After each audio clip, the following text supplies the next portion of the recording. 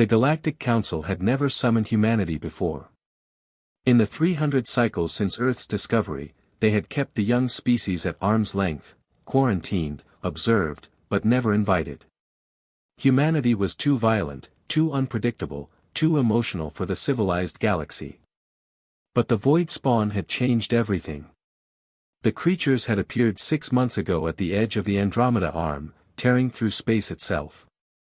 They consumed matter and energy indiscriminately, growing larger with each world they devoured.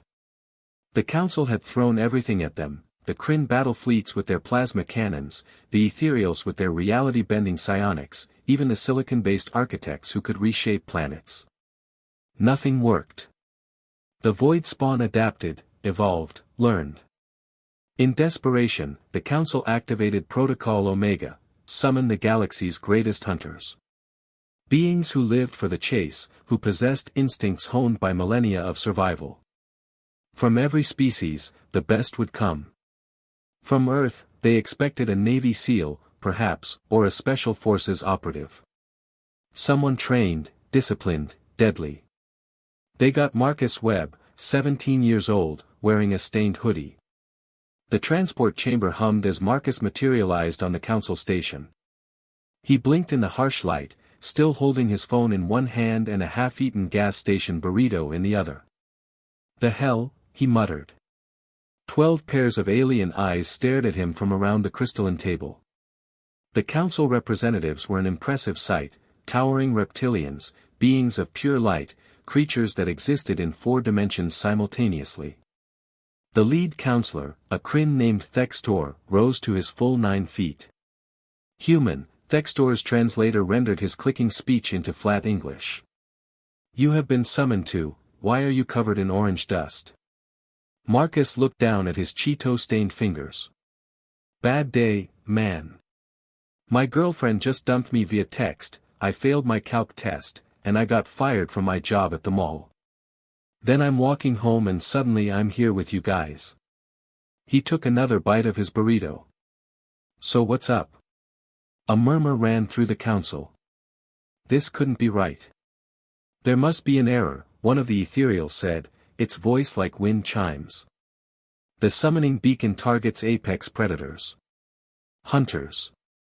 Your species' finest warriors." "Yeah, I'm not that," Marcus said. He noticed a trash receptacle in the corner and tossed his burrito wrapper toward it. It bounced off the rim and fell to the floor. "Damn it.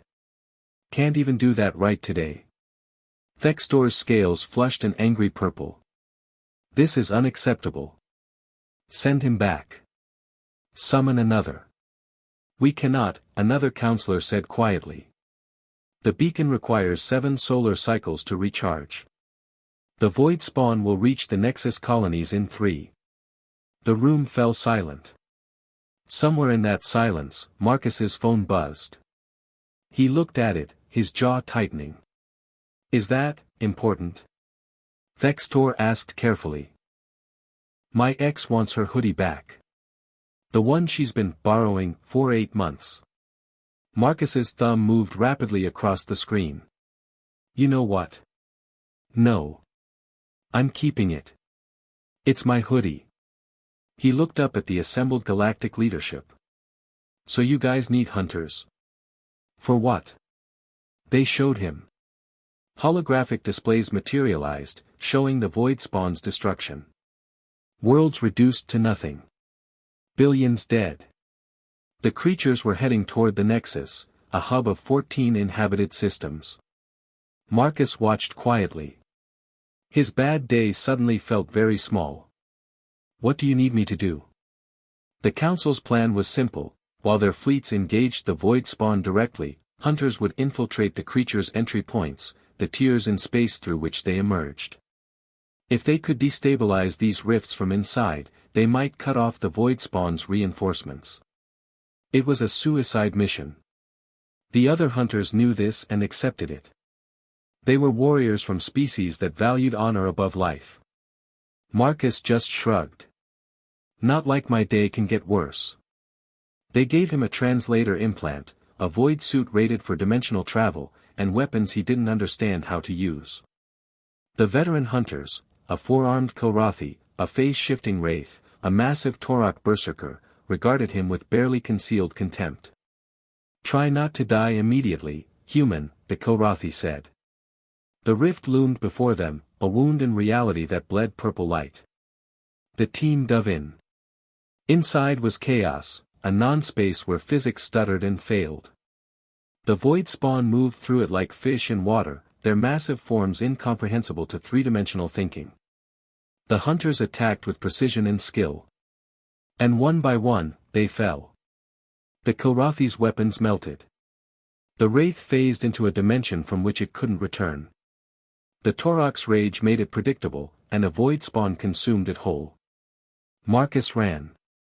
Not strategically, just ran, blind with fear, bouncing off surfaces that shouldn't exist, tumbling through angles that hurt to perceive.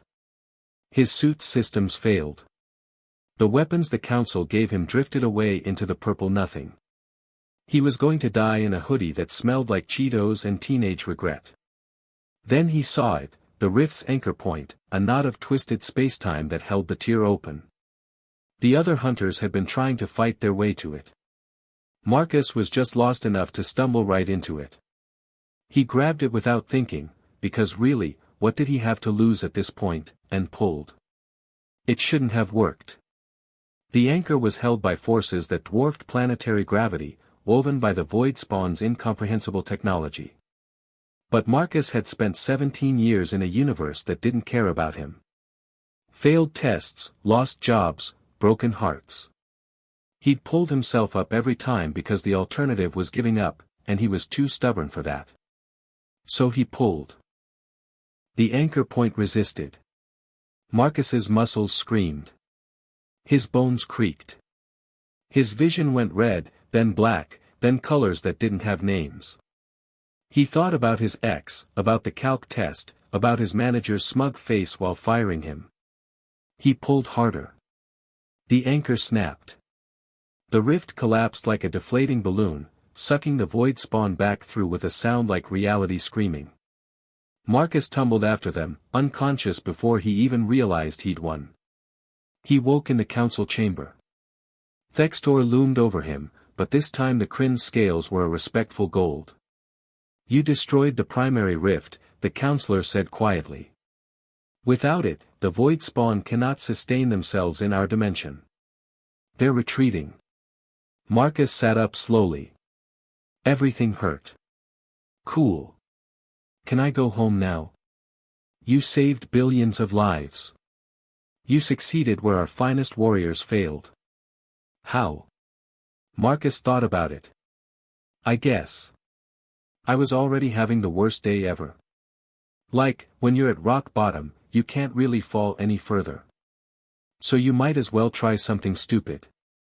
He looked at his phone, still clutched in his hand, somehow intact. A new message from his ex. He deleted it without reading. "Also," he added, "I'm really, really stubborn." The galaxy learned something that day: humanity's greatest strength wasn't their warriors or their weapons.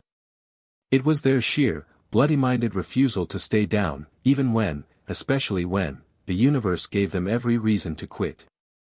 They sent Marcus home with a medal he didn't want and a story he'd never tell. After all, who'd believe that he saved the galaxy during the worst day of his life? His mom grounded him for missing curfew. Some things, not even the Galactic Council could fix.